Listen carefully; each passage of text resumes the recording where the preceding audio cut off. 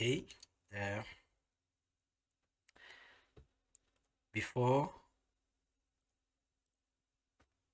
doing the exercises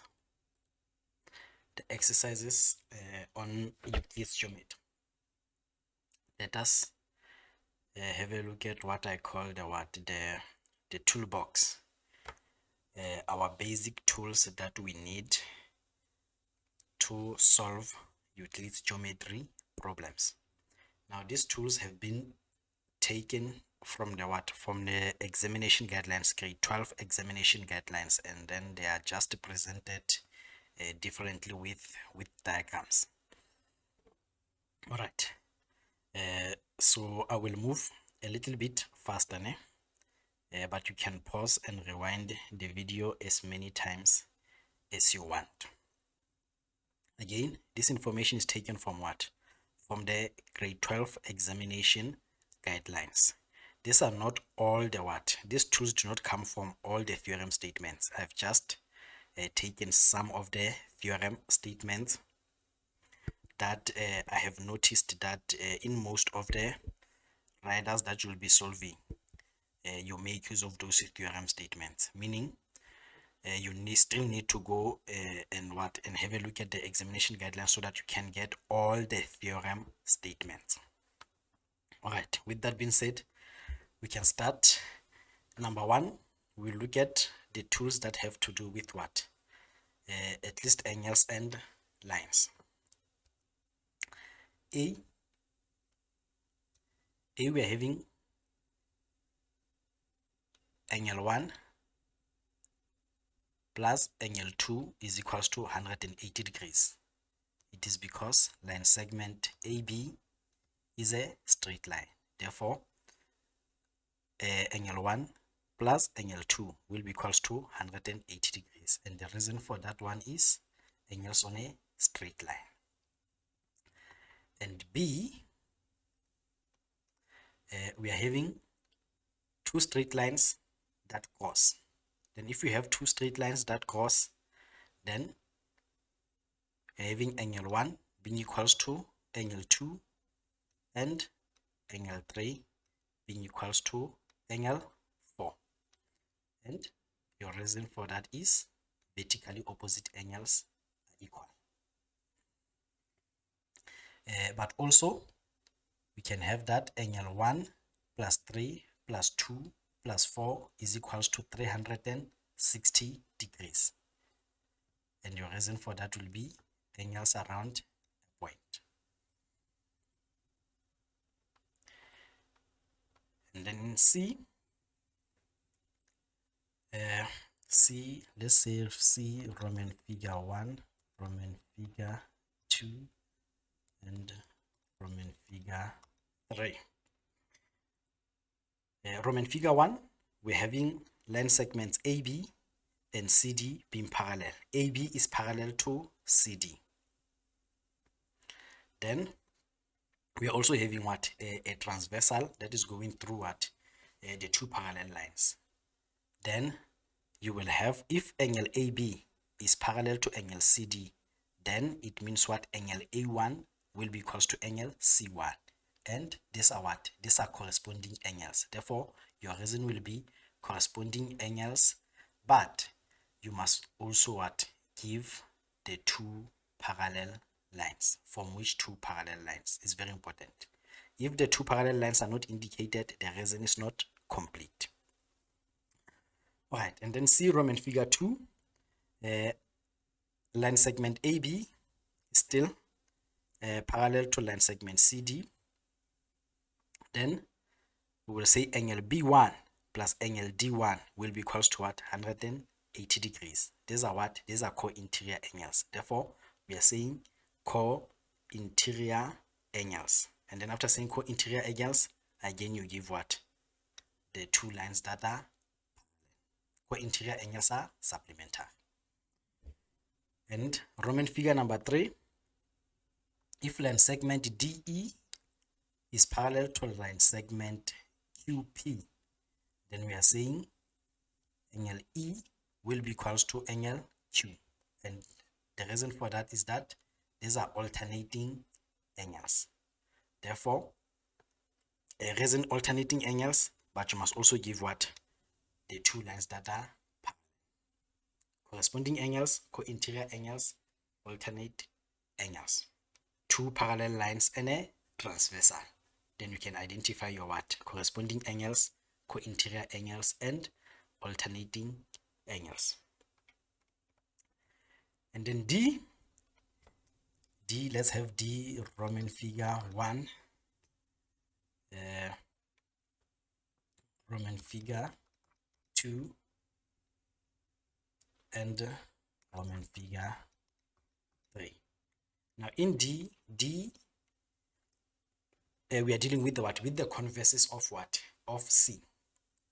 So D, we have what?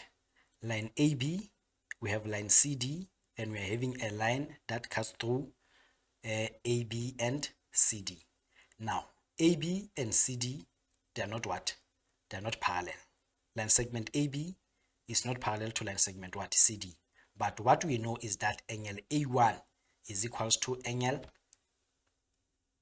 A1 is equals to angle C1. That is what we are given. Therefore, if angle A1 is equals to angle C1, these two angles are what? We are saying they are corresponding.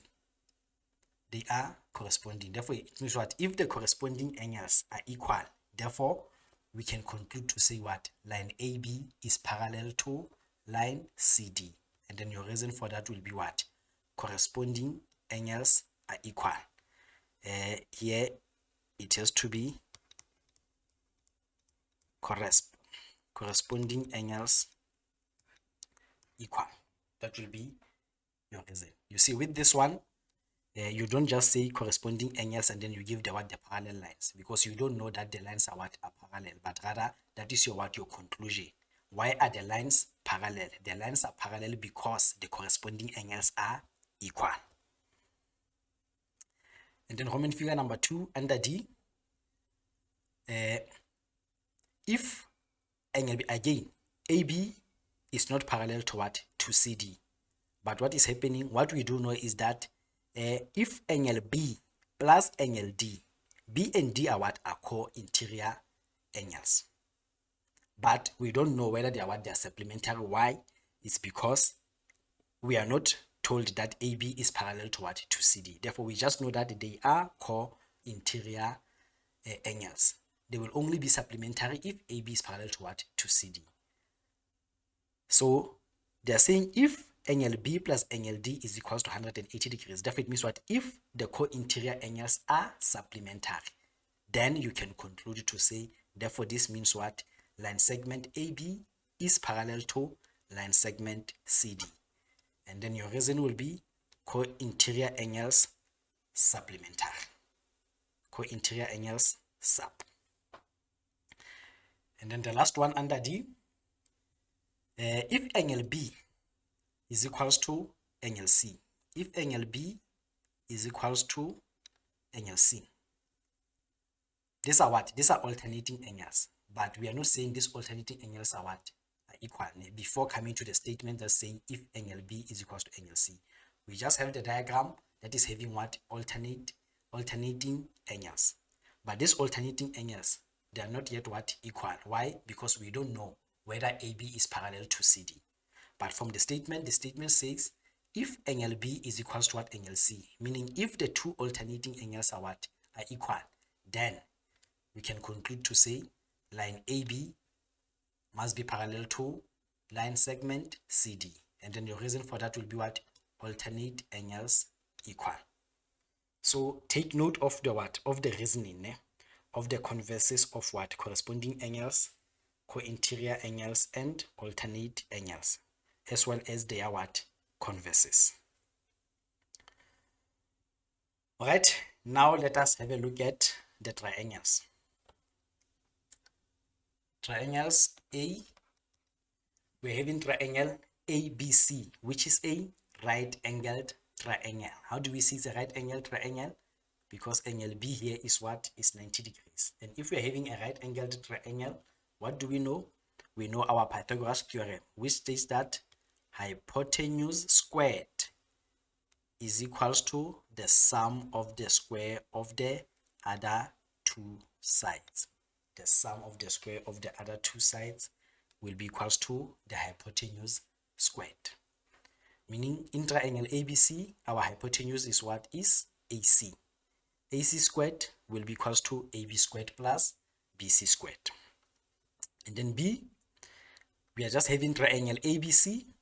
Therefore, what do we know about the sum of angles? The sum of the interior angles of a triangle. Angle A plus angle B plus angle C will be equals to 180 degrees. And then the reason will be sum of angles in triangle. Sum of angles in triangle. That will be the reason. And then C, we are still having what? Triangle ABC, but now BC is extended to what? To D, meaning line segment BCD is a what? Is a straight line. BCD is a straight line, and here we are having angle C1. Then we say angle C1 plus angle C1 is equals to angle A plus angle B, and the reason for that is what? Exterior angle of triangle, meaning the exterior angle of a triangle will be equals to the sum of the interior opposite angles. And D, we're having triangle ABC again, but now our triangle is what? Is an isosceles triangle. Isosceles triangle is a triangle that is having what? Two sides that are equal. Then if the two sides are equal, then we know that the angles that are opposite those two sides must also be equal. Therefore, angle B will be equals to angle C. And the reason for that is these are angles opposite equal sides. Angles opposite equal sides.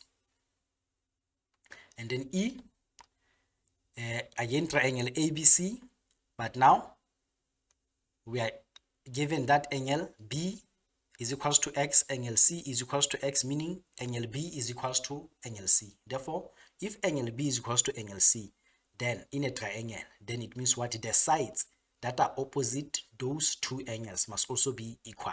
Hence, now we are saying what? AB will be equals to AC. Why? It's because these are sides that are opposite equal angles. Therefore, your reason will be what? Sides opposite equal angles. You have two angles that are equal in a triangle, then this means what? The sides that are opposite those two angles will also be equal. And F, we are now having a what? An equilateral triangle. Equilateral triangle, all sides are equal. Side AB is equals to side BC is equals to side AC. And also this means what? All the interior angles will be what? Will be equal. And we actually what? Know the sizes of what? Of all the interior angles. And the sizes will be what? 60 degrees each. Angle A will be 60 degrees, angle B 60 degrees, and angle C will be equals to 60 degrees.